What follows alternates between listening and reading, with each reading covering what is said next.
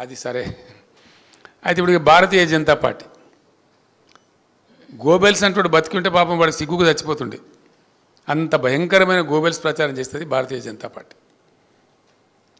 ఎంత దారుణం అంటే అబ్కీ బార్ 400 పార్. నేను చెప్పిన 400 పార్ గ్యారంటీ అవుతుంది. బీజేపీ ఎంపీల సంఖ్య కాదు, కానీ కర్మగాలి బీజేపీ మళ్ళీ గెలిస్తే డీజిల్ పెట్రోల్ ధర మాత్రం 400 రూపాయలు దాటిపోతుంది గ్యారంటీ. వాళ్ళ పిచ్చికి వాళ్ళ ఉన్మాదానికి అవధులే ఉండవు. ఇక అంత దారుణంగా పెరిగిపోతాయి. ఎందుకంటే బీజేపీ ఎజెండాలో ఏనాడు కూడా పేద ప్రజల భాష ఉండదు, కార్మికుల భాష ఉండదు, రైతుల భాష ఉండదు. వాళ్ళ ఎజెండానే ఉండదు అసలు.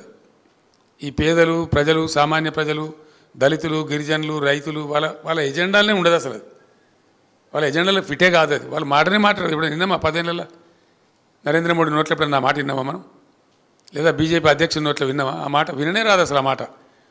ఎందుకంటే అన్ని జూటా నినాదాలు, ఒక 150 నినాదాలు ఇచ్చిండు ఆయన నరేంద్ర మోడీ. ఫస్ట్ నినాదం విదేశాల నుంచి నల్లధనం వాపసు తెచ్చి ఇంటికి 15 లక్షలు ఇస్తాడు. మరి మీకు వచ్చిన వాళ్ళు విలేకరులకు నాకు తెలియదు, నాకైతే రాలే. మనిషికి 15 లక్షలు, ఇంటికి 15 లక్షలు ఇస్తామన్నారు. కంప్లీట్ జూటా. మళ్ళీ తర్వాత ఇమ్మీడియట్గా ఓ చునావీ జుమ్లాతా అన్నారు. చునావీ జుమ్లా, ఎన్నికలలో చెప్పిన జుమ్లా అని